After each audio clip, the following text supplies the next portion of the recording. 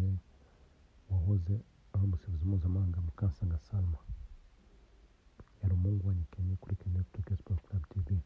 Nuko kora like, share na subscribe. Ciao.